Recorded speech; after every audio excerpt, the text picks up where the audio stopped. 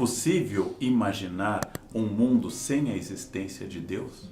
É possível haver uma sociedade organizada sobre valores, sobre ética, sobre moral, se não houver algo, uma força acima de todas que coordene tudo isso? Existe sentido na nossa existência? Essas são perguntas que os religiosos vêm fazendo há muitos séculos. Essas são perguntas que animam a vida de muitas pessoas. Nós vamos tentar exatamente tratar dessa concepção e de outras concepções, para que cada um possa entender melhor aquilo que crê e aquilo que os outros creem e aquilo que dá uma explicação para tudo. Religiões, uma das grandes chaves de introdução à compreensão do homem. A palavra religião parece fácil. Aparentemente, quando eu falo em religião, você sabe exatamente o que eu estou falando. Quando eu pergunto qual a sua religião, você vai responder: eu sou cristão católico, ou eu sou cristão evangélico, ou eu sou judeu, ou eu sou islâmico, ou eu tenho uma fé pessoal, mas não frequento nenhuma instituição, ou eu sou ateu, ou eu sou agnóstico. Aparentemente, quando eu falo de religião, todo mundo sabe o que eu estou falando, mas não é tão fácil. Um grande especialista contemporâneo, Jacques Derrida, diz que o termo religião é provavelmente o mais claro e o mais obscuro de todos os conceitos humanos. Por quê? Vamos começar com a palavra. Você já deve ter ouvido falar que religião vem do verbo religar, do latim religar. É também verdade, mas Benveniste, um especialista francês, chega a dizer que essa etimologia, ou seja, essa busca de uma origem do conceito através de religar, é uma invenção cristã. Não é de fato a origem, já que em Cícero, já que em Agostinho, nós temos o sentido de reler, de revisitar e não apenas religar. Então, quando eu falo religião, especificamente eu deveria estar me referindo a um contexto cristão, que inventou essa palavra inexistente fora desse contexto religioso e usada em diversos sentidos. Para muitos especialistas, eu não posso falar de religião indígena. Para muitos especialistas, eu não posso falar de religião do hinduísmo, porque todos esses conceitos pertencem a um campo muito específico que diz respeito ao Ocidente, diz respeito ao cristianismo, particularmente à Idade Média e à Idade Moderna. Em todo caso, eu vou utilizar num sentido muito amplo aquilo que você e eu começaremos entendendo. Fé é um campo pessoal. Fé é um elemento subjetivo, é um sentimento interior, é uma convicção minha, é algo absolutamente meu. Religião é coletiva e ela pressupõe a junção de muitos tipos de fé, de muitas pessoas que se agrupam em grandes unidades, religiões menores ou maiores, mas não apenas a fé subjetiva de cada um, mas também a grande questão que é a religião.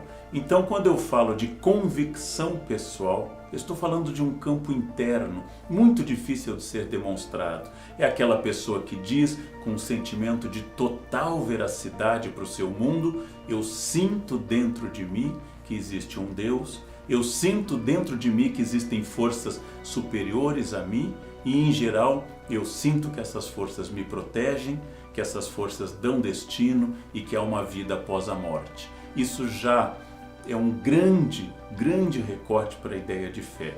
Agora, quando eu frequento uma sinagoga, quando eu frequento uma mesquita ou uma igreja, quando eu participo de um rito, quando eu entro, por exemplo, no campo de um sacramento católico, quando eu faço alguma cerimônia judaica ou islâmica, a minha fé se torna mais externa, mais social e, nesse caso, ela se torna de fato uma religião. Hoje é muito comum, especialmente no mundo do século XXI, que as religiões sejam sentidas muito subjetivamente. É aquilo que nós chamamos de customização da fé ou customização das religiões. Cada um pega do campo religioso e às vezes misturando diversas tradições, aquilo que mais agrada ao seu universo ou mais diz respeito à sua convicção. Hoje é comum que a ideia de autoridade tenha diminuído bastante e a customização se torne então uma regra, algo que a pessoa cria sua própria maneira de ver, viver e trabalhar a questão religiosa. Tudo isso nós trataremos nos vídeos que vocês estão assistindo agora e irão assistir logo em seguida a sequência. Religião é fundamental, sem ela não podemos explicar a maioria das sociedades, sem ela não tem sentido grande parte da história da arte, da literatura e da própria maneira da gramática das sociedades se relacionarem entre si e com a ideia que elas fazem de além, ou a ideia que elas fazem de sagrado, ou a ideia que elas fazem de vida após a morte.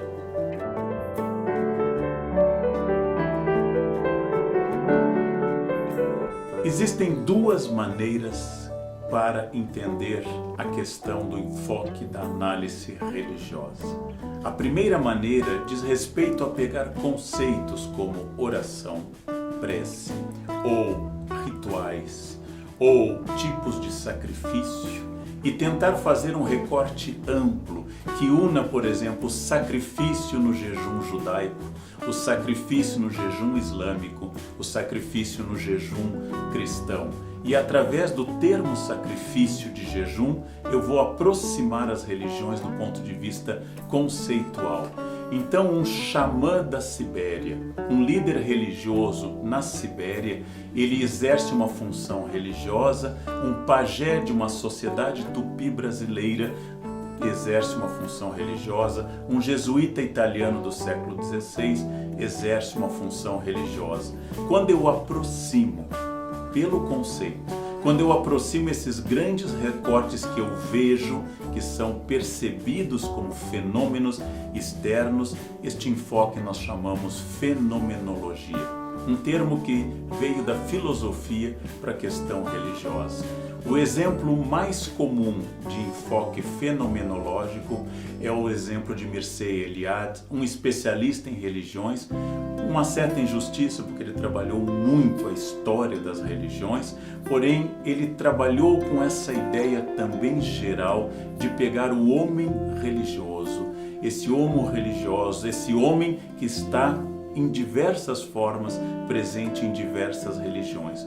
Quando eu sou fenomenólogo das religiões, eu interpreto, por exemplo, que os enterros rituais da pré-história, colocar o corpo de uma forma específica, junto a amuletos, não apenas jogar o corpo em um buraco, mas fazer um enterro ritual, se aproxima de um comportamento religioso, e eu posso falar então em uma religião pré-histórica, eu posso falar em uma religião greco-romana, eu posso falar em uma religião cristã através de ritos, através de orações, através da ideia já citada de sacrifícios. O enfoque fenomenológico é muito frequente. Muitas pessoas expressam coisas como: todo mundo tem uma religião, todas as religiões levam ao bem, todas as religiões, no fundo, são maneiras distintas de buscar o além, ou algo mais, ou algo acima daquilo que eu posso ver, acima do visível. Existe um outro enfoque, é a escola histórica, aquela que vê que, na verdade, eu não posso especificar conceitos. A escola histórica não pode, por exemplo, ver apenas um grande recorte.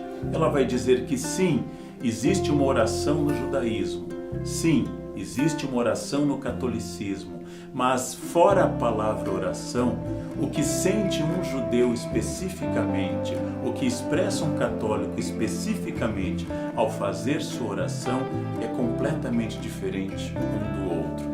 A escola histórica não trabalha com a fenomenologia, ela trabalha com a especificidade de cada religião.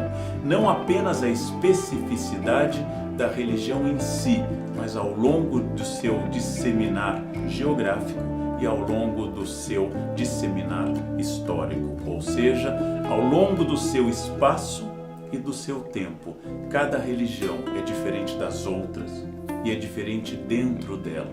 Ser católico no século IV depois, por exemplo, do nascimento de Cristo, não é a mesma coisa que ser católico no século XIII, não é a mesma coisa que ser católico no século XXI.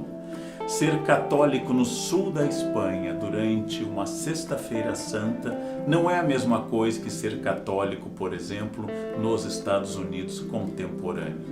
Ser católico não é a mesma coisa no tempo e no espaço. As religiões mudam.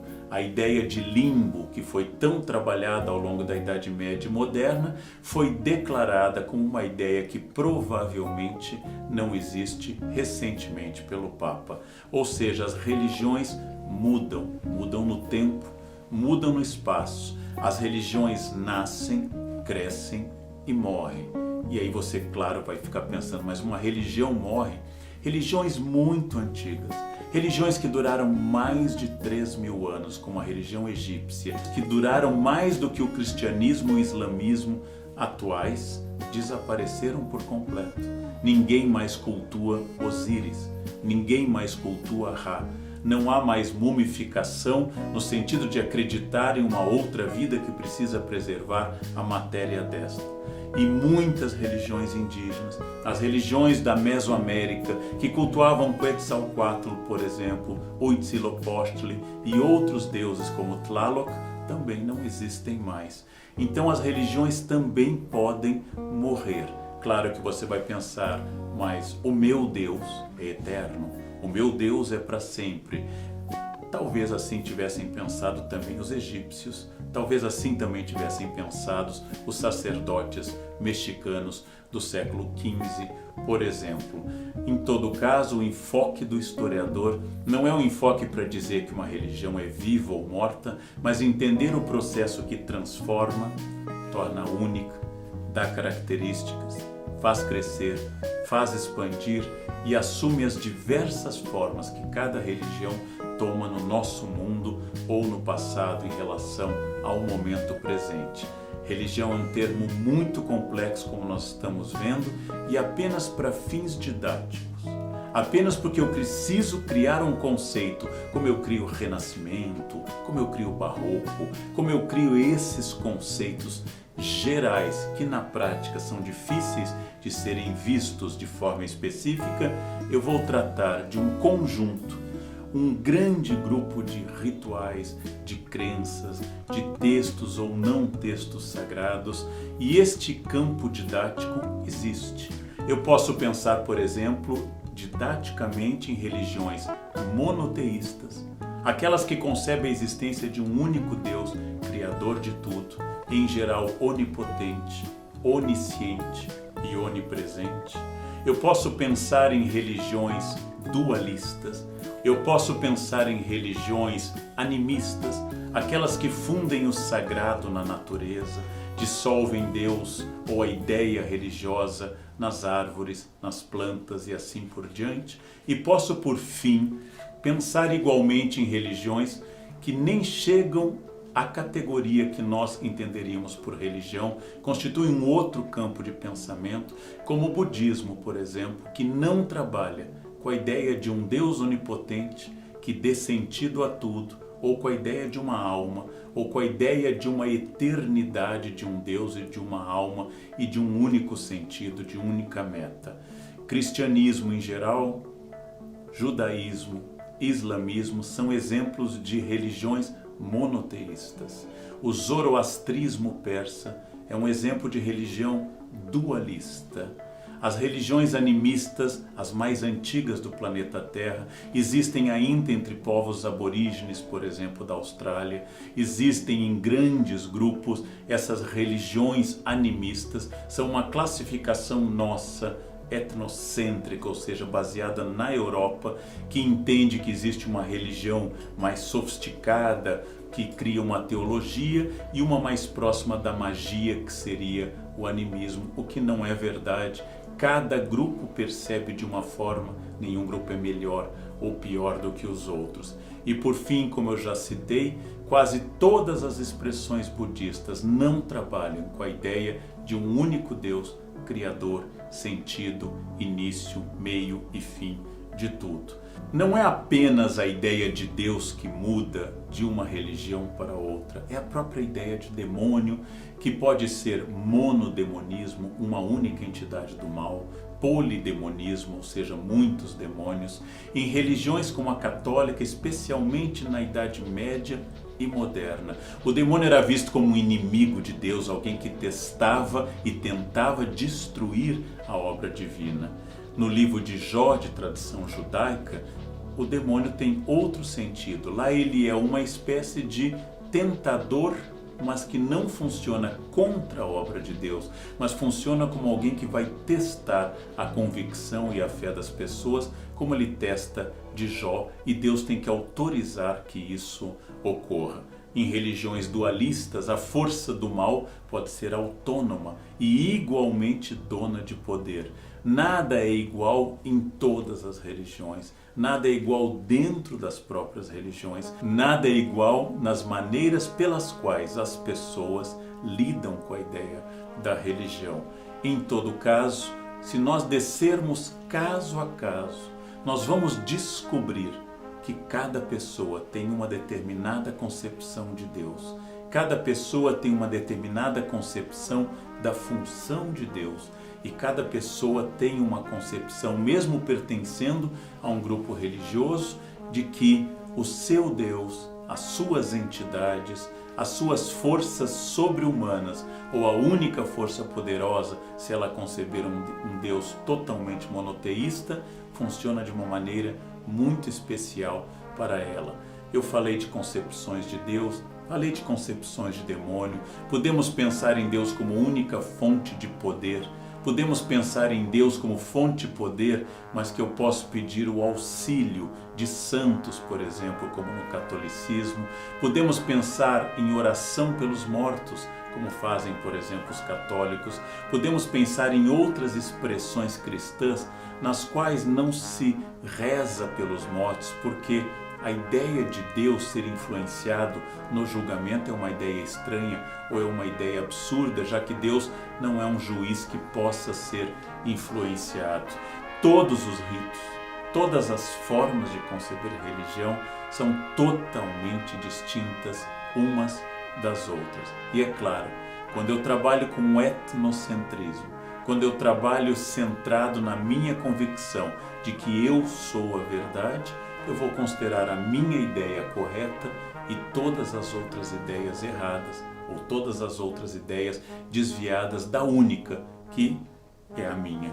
Essa é uma postura comum em algumas religiões, outras insistem no ecumenismo, o diálogo entre as religiões, e por fim existe também uma visão mais sincrética de que tudo é igual, tudo é parecido, todas as religiões levam ao bem, ou cada religião corresponde ao seu estágio atual de desenvolvimento. De um ponto de vista mais acadêmico, mais universitário, o tema religiões não era um tema muito tratado por historiadores no passado, ou tratavam como algo dentro de um recorte amplo chamado sociedade. A mudança começa no século XIX, mas nós podemos falar de duas grandes obras, uma de 1912, de um francês chamado Émile Durkheim, que lançou as formas elementares da vida religiosa, tentando distinguir um pouco totemismo, religião, magia. E em 1917, o alemão Otto Rudolf lançou a religião tentando inserir sobre o pensamento mágico, o pensamento racional, algo que vai ser muito forte exatamente nesse período pré e durante a Grande Guerra. A partir dessas obras, e claro que obras anteriores, nós passamos a ter o campo religioso como um campo específico do conhecimento, como um campo que podia se descolar do total das sociedades e podia ser pensado de uma forma muito mais ampla. Mas há sempre um problema. Todos esses pensadores, todos esses analistas de religiões eram europeus. Europeus que pensavam o mundo a partir do que eles sentiam como religião. Europeus que classificavam religiões que tivessem uma teologia elaborada. europeus que classificavam a partir da ideia de livro sagrado ou de religiões de salvação, como o cristianismo, e europeus que pensavam que religiões que não tivessem um livro sagrado, que não tivessem os cultos elaborados de uma liturgia religiosa europeia, necessariamente seriam religiões inferiores ou religiões que não deveriam ser consideradas no mesmo patamar.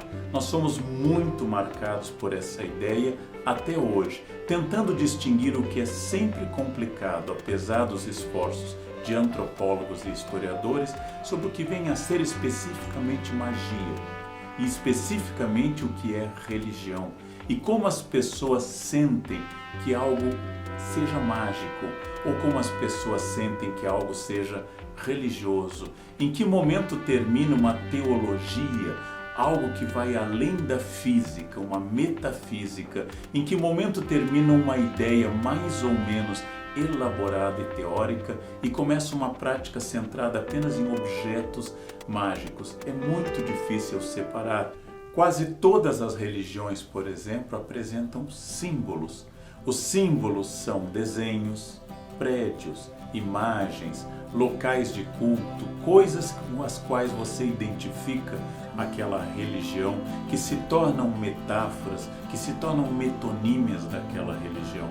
Todas as religiões, de alguma forma, externam aquilo que elas acreditam através de imagens materiais, através de imagens simbólicas. Isso seria magia ou seria pura teologia, pura religião? São perguntas complexas e nós trataremos disso em vários sentidos.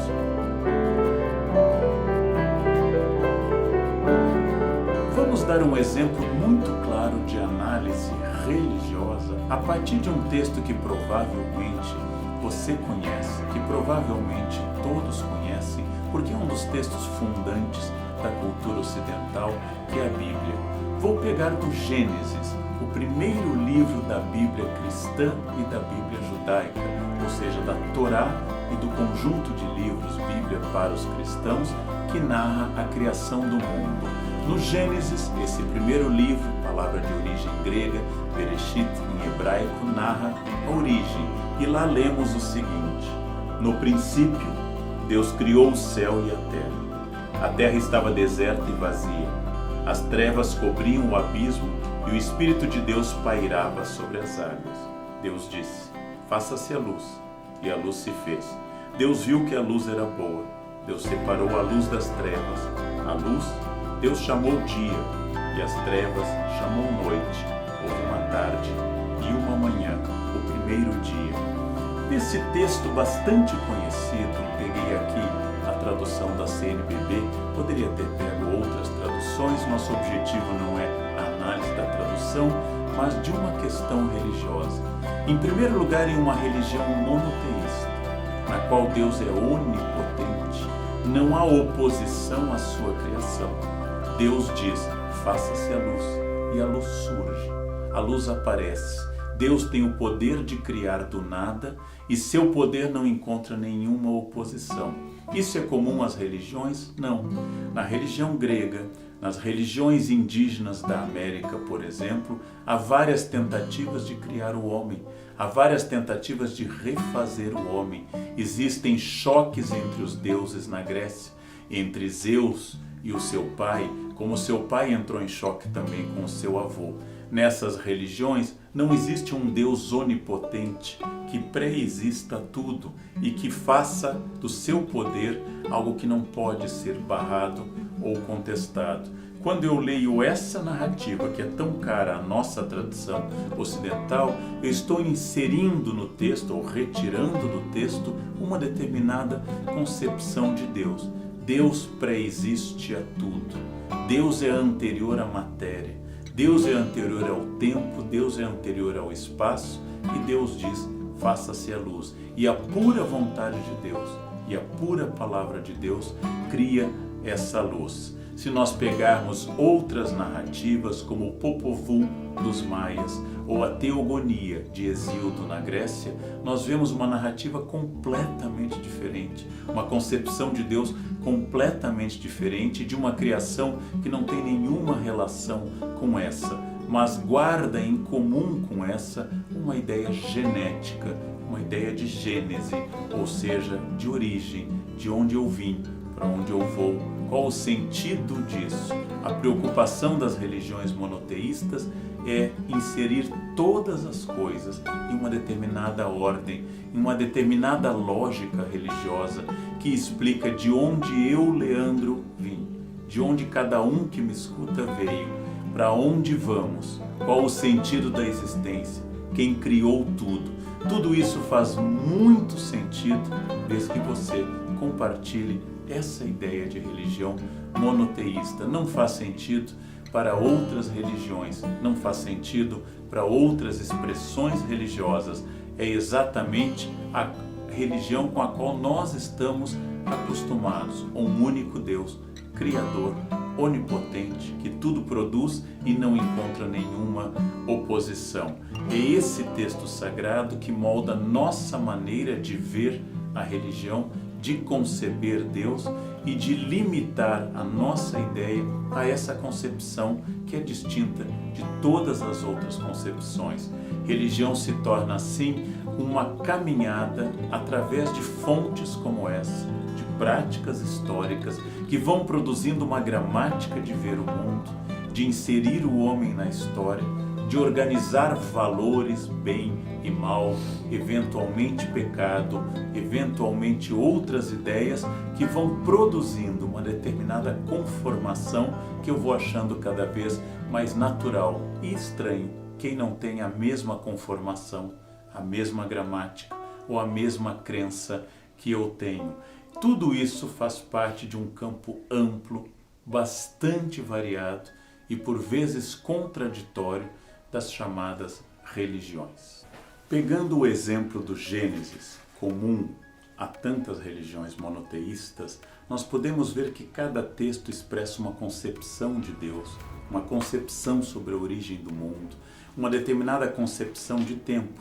Talvez você tenha notado que ao invés de dizer que foi a manhã e a tarde do primeiro dia, o texto fala que foi a tarde e a manhã do primeiro dia, porque na concepção tradicional judaica a festa começa na véspera e um dia começa na véspera, ou seja, o sábado, o Shabat, começa no pôr do sol da sexta-feira. Por isso que no Gênesis aparece a tarde primeiro e depois a manhã.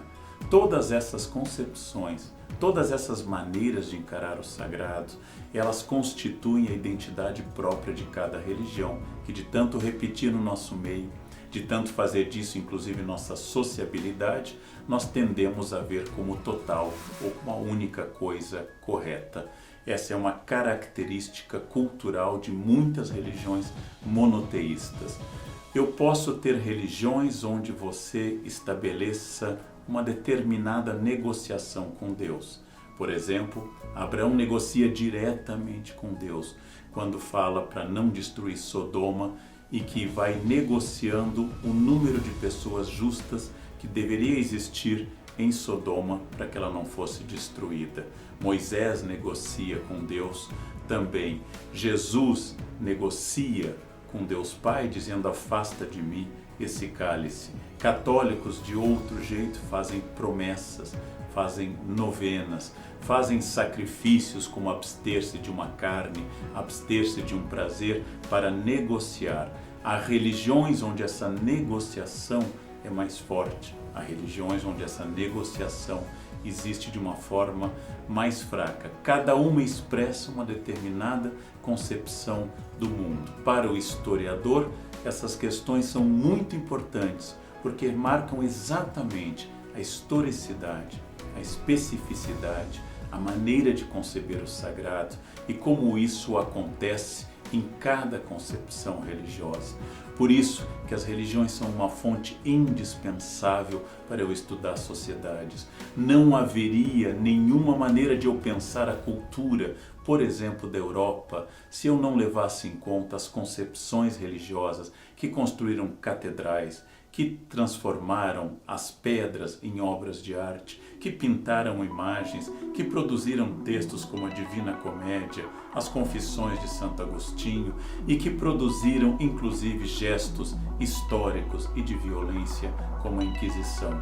Tudo isso faz parte do processo histórico religioso. Tudo isso faz parte de uma transformação essencial para que eu possa entender como eu me relaciono com o sagrado, com as ideias de vida após a morte e assim por diante. Tudo isto se chama religião. E agora, a partir desse ponto, nós vamos começar a tornar mais específico, pensando a evolução, a tradição, a revelação que se chama o judaísmo, o cristianismo e o islamismo, para que a gente possa notar que mesmo dentro desses recortes existem muitas possibilidades de análise. Você agora começou a pensar que religião é diferente de fé. Você começou a pensar que existe um enfoque fenomenológico e um enfoque histórico. Você começou a pensar que religião se insere no espaço e no tempo. Você começou a pensar em etnocentrismo religioso e nas diversas concepções de sagrado e no próprio conteúdo variado da palavra religião. Você começou a questionar e a pensar para que sua convicção possa ser aprofundada, para que a sua convicção religiosa ou não possa ser dirigida para um campo de pensamento específico. Religiões, um tema fundamental. Foi um prazer.